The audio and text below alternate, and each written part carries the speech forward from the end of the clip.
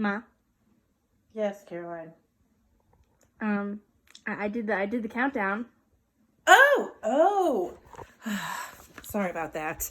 I wanted to make sure I read through this book before I read it to you guys. Hopefully you're all doing well tonight. Our selection is Little Polar Bear, Take Me Home, written and illustrated by Hans de Beer. This used to be one of Grace's books. I thought I'd kind of get into character. A little chilly reading all about the polar bear. In fact, I even heard a joke about a polar bear today.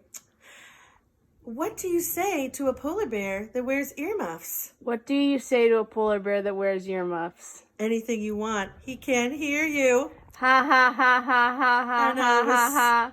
Caroline's just a little salty. She's got her new Animal Crossing and she's been trying to find a tarantula all day. I'm sure you guys probably understand that way more than I do, but she hasn't been able to find one. So hopefully she does soon. I hope you guys all had a great day. Like I said, our book is called Little Polar Bear, and I'm going to go ahead and begin.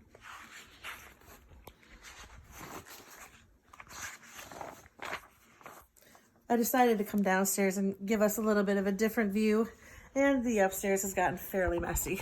So, Lars the little polar bear lived at the North Pole, surrounded by ice and snow. One day, Lars sat staring at the ocean. "I'm bored," he growled, and then his stomach growled too. "And hungry," he added.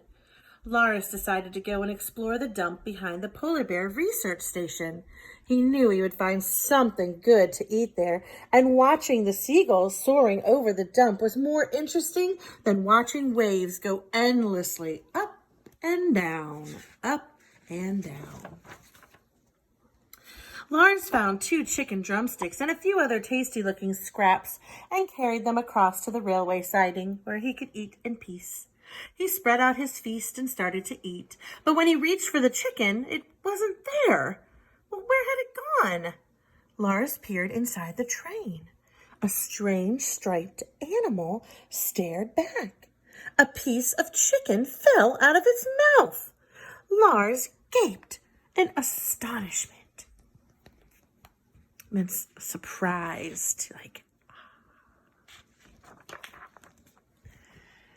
The striped animal started to cry. "Who are you?" asked Lars. "I'm Sasha, and I'm so hungry." "Well, hello, I'm Lars," said the little polar bear. "Have some more to eat and tell me what you're doing here." "Well," Sasha began with his mouth full, "my father has often told me about the ocean at the end of the railway track. He says there's nothing finer in the whole world." "Does he really?" asked Lars, rather surprised or astonished. "Yes, and I have always wanted to see it.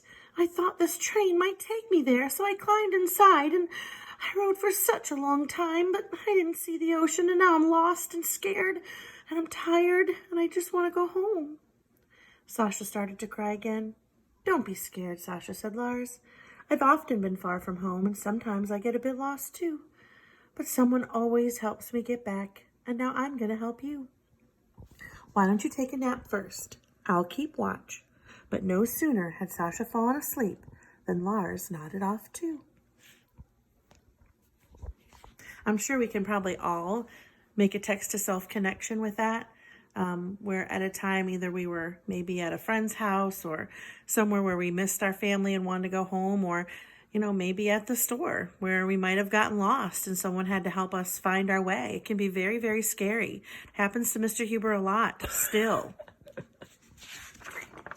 Actually, I'm usually screaming at them like, "Let's go." Suddenly, the door of the train slammed open with a loud bang. Lars and Sasha woke with a start. They hid behind a stack of crates while more crates were loaded and didn't dare come out until the train started moving. "We could be in luck," said the little polar bear, sounding braver than he felt. "You may be on your way home already." They climbed into the crates and looking outside. "Well, where are we?" asked Sasha anxiously. "Where, I don't know," Lars confessed. Neither of them spoke again for a long time. I will say Caroline has become a very good videographer. I like it. Should be our second job. Slowly the view outside changed. "Look, Lars," cried the little tiger. "Trees! This looks like home! Quick, let's get off!" "We'll have to jump," said Lars. He waited for the train to slow down and he climbed out of the window. Sasha didn't look so eager now. "Can't we wait until the train stops?" he said. "Come on, Sasha," Lars shouted. "You can do this." They tumbled off the train and rolled down deep, soft snow.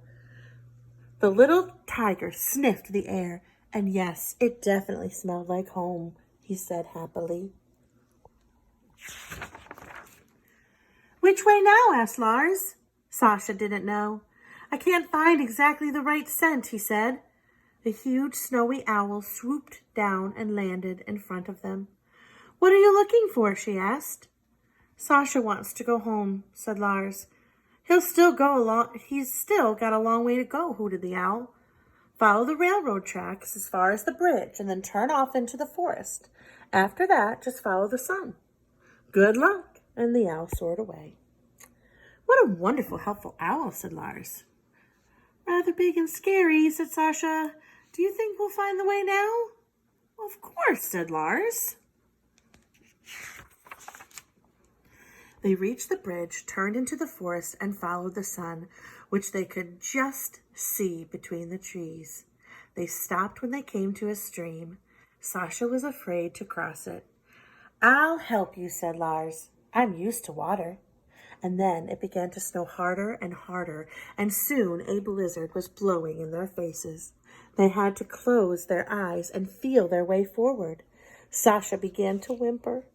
"All right," said Lars. "We'll stop and take shelter until the storm passes." By morning, the storm had died down, and when the sun broke through the clouds, Lars and Sasha found they had spent the night at the edge of the forest. A huge, empty plain stretched out in front of them. "Which way now?" said Lars, under his breath, hoping the little tiger wouldn't hear.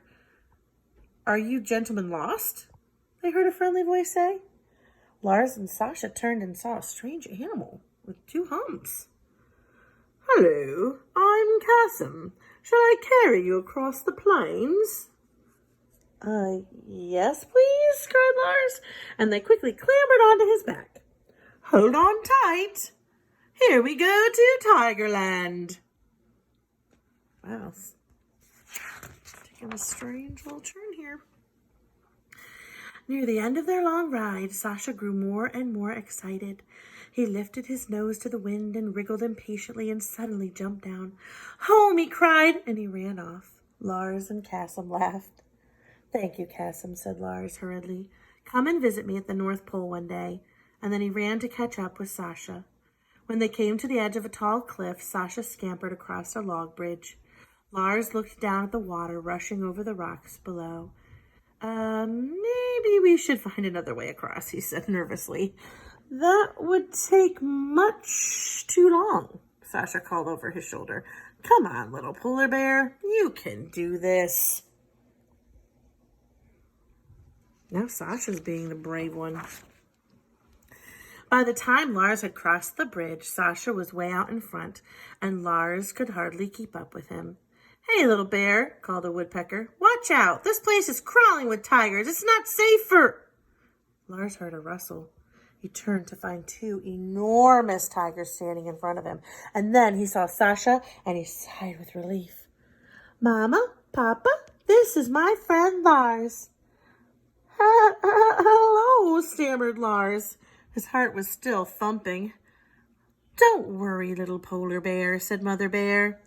"We won't hurt you." Go back a little bit. What? Oh, sorry. "Don't worry, little polar bear," said Mother Tiger. "We won't hurt you." When Sasha and Lars told Father Tiger about their adventure, he smiled at the little polar bear. "Thank you for your help, Lars. Now I'll take you home. Sasha can come with us." "Great! Then I can show him the ocean." "I know a really good place to sit and watch the waves," said Lars. The homeward journey was much faster because Father Tiger didn't lose his way like Lars and Sasha had done. When at last they got back to the North Pole, Lars proudly showed them the ocean. "There's nothing finer," said Father Tiger. while Sasha stared in amazement at the endless expanse of water.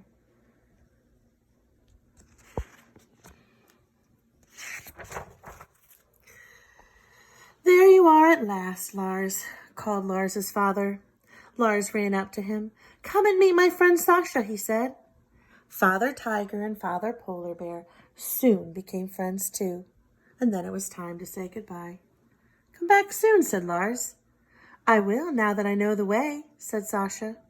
Lars waved until the tigers disappeared over the horizon. Since then, Lars has never felt bored watching the ocean. Often he murmurs to himself, "There's really nothing finer."